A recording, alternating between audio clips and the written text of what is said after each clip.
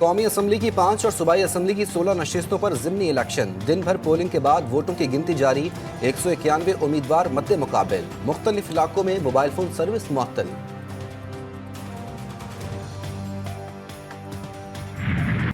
ضمن انتخابات کا معرکہ، مختلف پولنگ اسٹیشنز پر گرما گرمی رہی۔ ظفروال کے حلقہ پی پی 54 میں نون لیگ اور پی ٹی آئی کارکنوں میں جھگڑا، سر پر ڈنڈا لگنے سے 60 سالہ شخص جاں بحق۔ پی پی 139 میں نظام پور ڈاکہ پولنگ اسٹیشن میں سیاسی کارکنوں کی فائرنگ، ڈنڈوں کا آزادانہ استعمال، 4 افراد زخمی ہوئے۔ قصور میں این اے 132 کے پولنگ اسٹیشن کھڈیاں خاص میں ووٹرز گتھم گتھا، لاتوں اور گھوسوں کی برسات۔ رحیم یار خان میں سیاسی جماعتوں کے کارکنوں میں ہاتھا پائی، مشتعل افراد نے گاڑی کے شیشے توڑ دیے، متعدد کارکنان زیر حراست۔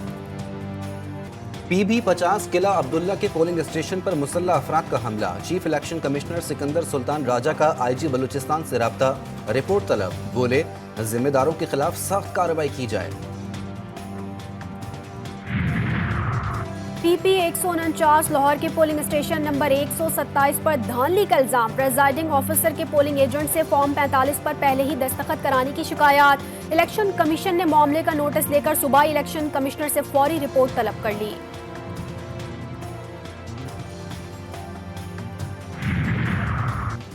نواز شریف بے بس اور لاچار، سابق وزیر اعظم دل بڑا کر کے فارم 45 مسترد کرتے اور سیٹ ڈاکٹر یاسمین راشد کو دے دیتے۔ اعتزاز احسن کی لاہور میں گفتگو، بولے فارم 45 کھلیں گے تو نواز شریف رسوا ہو جائیں گے، حکومت نے القادر ٹرسٹ کیس میں مذاق کیا ہوا ہے، بانی P T I per cases بےہودہ ہیں۔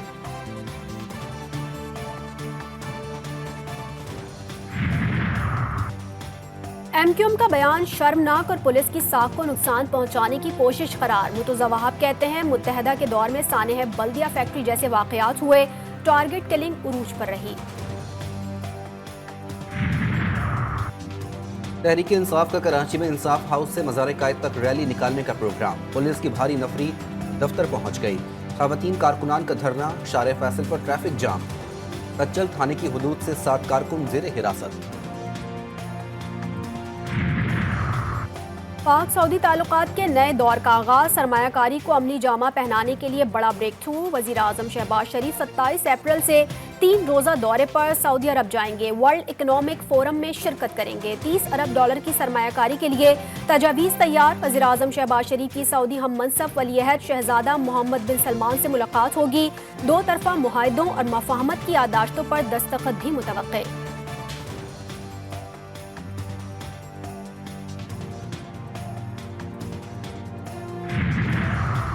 ایرانی صدر خاتون اول کے ساتھ کل سرکاری دورے پر اسلام آباد پہنچیں گے، خارجہ اور داخلہ امور کے وزراء سمیت اعلیٰ سطح کا وفد بھی ساتھ ہوگا۔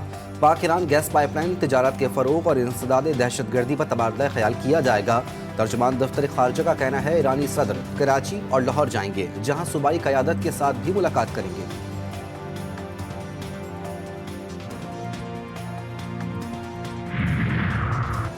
پاک ایران معاشی تعلقات کے نئے دور کا آغاز، کابینہ نے مشترکہ خصوصی اقتصادی زون کے لیے ایم او یو کی منظوری دے دی، مفاہمت کی یادداشت پر ایرانی صدر کے دورہ پاکستان میں دستخط کیے جائیں گے۔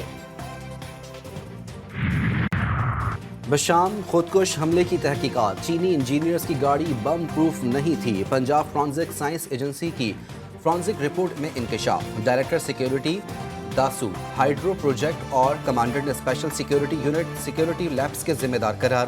رپورٹ میں کہا گیا کہ قافلے کی نقل و حرکت کی اطلاع 25 مارچ کو روایتی میل سے دی گئی تھی، ڈی پی او اپر کوہستان کو 24 مارچ کو واٹس ایپ پر قافلے سے متعلق معلومات ملی، اطلاع 7 دن پہلے دی جانی چاہیے تھی۔ National highways and motorways police اور دیگر ڈی پی اوز کو اطلاع نہیں دی گئی، واپٹا نے انٹر سٹی موومنٹ کی پیش کی منظوری بھی نہیں لی۔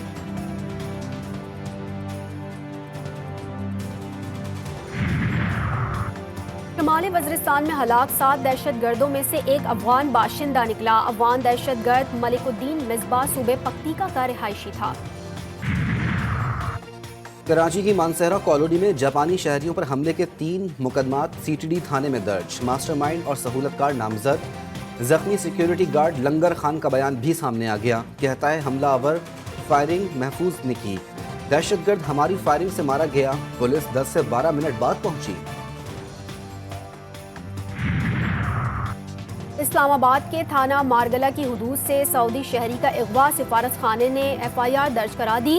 ایف آئی آر میں کہا گیا ہے کہ سعودی شہری حنان عبداللہ البشر کو عبدالواحد شاہد نے F8 سے اغوا کیا۔ ذرا سی تلخی، برسوں پرانی دوستی نگل گئی۔ کراچی کے علاقے ڈیفنس فیز 5 میں گپ شپ کے دوران تلخ کلامی، صلح صفائی کرانے کے باوجود فہد نے اندھا دھند گولیاں برسا دیں۔ 2 بچوں کا باپ ہمایوں جاں بحق، عینی شاہد نے پولیس کو تفصیل بتا دی۔ مقدمہ درج، ملزم کی تلاش میں چھاپے۔ وہ پراڈو آتی ہے، وہ فرنٹ سے ہمیں مارتی ہے ہٹ ہٹ ہونے کے بعد ہمایوں نکلا ہے باہر، اور میں دیکھ رہا ہوں کہ میں بھی نکلا ہوں، مجھے نہیں پتا سر، ہم لوگ دونوں باہر نکلے اور اس نے ہمایوں کے اوپر فائر مارنے شروع کر دیے۔ پسٹل کے 9mm کے سر، پسٹل کے، اس کے ہاتھ میں پسٹل تھی، اور جب ہمایوں گرا ہے سر اس نے پھر بھی 2 فائر مارے۔ Dera Ismail Khan yard tool plaza کے قریب کسٹم اہلکاروں پر فائرنگ، انسپیکٹر حسنین اور کانسٹیبل زیاد شہید، 2 زخمی۔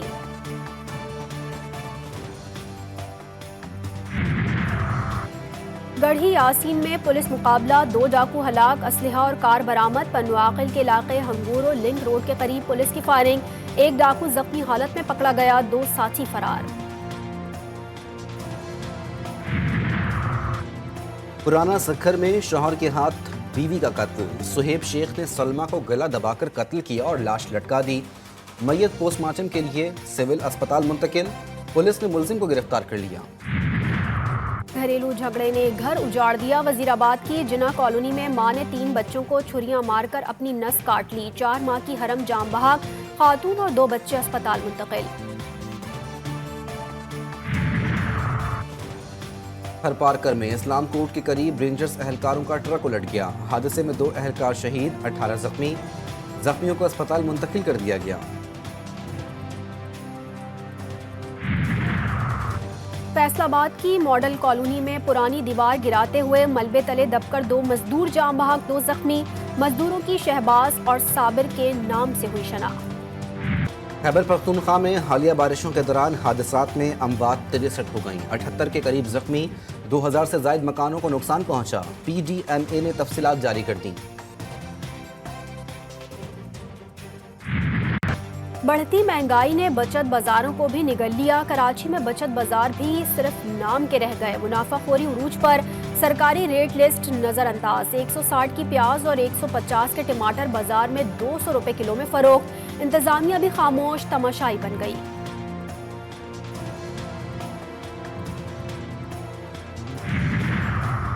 ایف بی آر کی ٹیکس نیٹ بڑھانے کے لیے تاجر دوست اسکیم ناکامی سے 2 ہفتے میں صرف 55 ریٹیلرز رضاکارانہ طور پر رجسٹرڈ ہوئے، رجسٹریشن کے لیے 30 اپریل تک کی مہلت، اسکیم کی تشہیر پر قومی خزانے سے کروڑوں روپے خرچ۔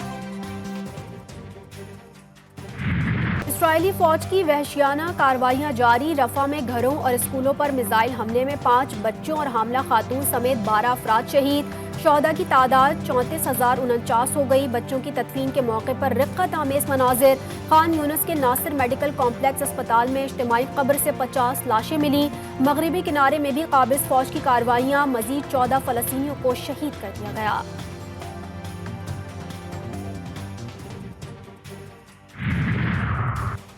جنازے میں جانے والوں کے خود جنازے اٹھ گئے، وسطی افریقی ملک میں مسافروں سے بھری کشتی سمندر میں الٹ گئی، خواتین اور بچوں سمیت 56 افراد ہلاک، حادثہ گنجائش سے زائد افراد سوار ہونے کے باعث پیش آیا، ڈوبنے والے گاؤں کے سربراہ کے جنازے میں شرکت کے لیے جا رہے تھے۔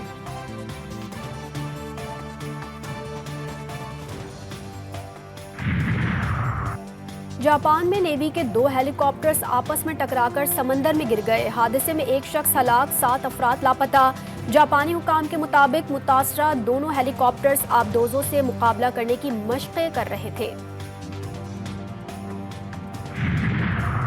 امریکی ایوان نمائندگان سے ٹک ٹاک پر پابندی کا ایک اور بل منظور، 360 اراکین نے پابندی کے حق میں، 58 نے مخالفت میں ووٹ دیے، بل پر دستخط کے بعد ٹک ٹاک کو 270 روز میں نیا مالک ڈھونڈنا ہوگا۔ ایکس اور ٹیسلا کے مالک ایلون مسک کی ٹک ٹاک پر پابندی کی مخالفت۔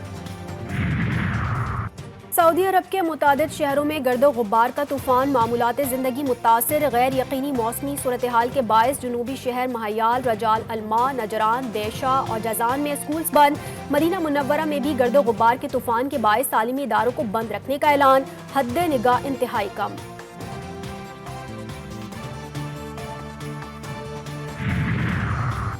لیاقت پور کے نوجوان کی محبت 26 سالہ فلپائنی لڑکی کو پاکستان لے آئی۔ میجسٹریٹ کی عدالت نے اسلام قبول کر کے نکاح کر لیا۔ دونوں دبئی کے ریسٹورنٹ میں ساتھ کام کرتے تھے۔ پاکستان بمقابلہ نیوزی لینڈ تیسرا T20 میچ آج پنڈی اسٹیڈیم میں کھیلا جائے گا۔ قومی ٹیم میں تبدیلیوں کا امکان، 5 میچز پر مشتمل سیریز میں قومی ٹیم کو 1-0 کی بڑھتری حاصل۔ دوسرے T20 میچ میں پاکستان کو 7 وکٹوں سے کامیابی ملی۔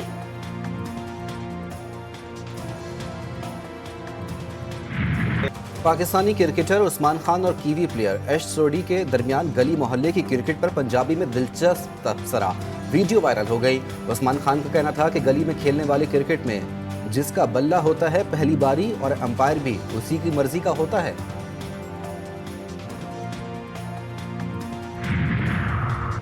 دوسرے ون ڈے میں بھی پاکستان ویمن ٹیم کو شکست، ویسٹ انڈین ویمن ٹیم نے میچ 2 وکٹوں سے جیت لیا۔ پاکستان نے پہلے کھیل کر 223 رنز بنائے تھے، جواب میں مہمان ٹیم نے مطلوبہ ہدف 2 وکٹوں کے نقصان پر پورا کر لیا۔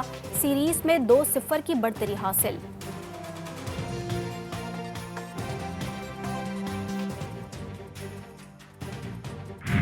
پاکستان نے بھارت کے خلاف کراچے کامبیٹ مقابلہ جیت لیا۔ فیصلہ کن فائٹ میں شہزیب رند نے رانا سنگھ کو شکست دی۔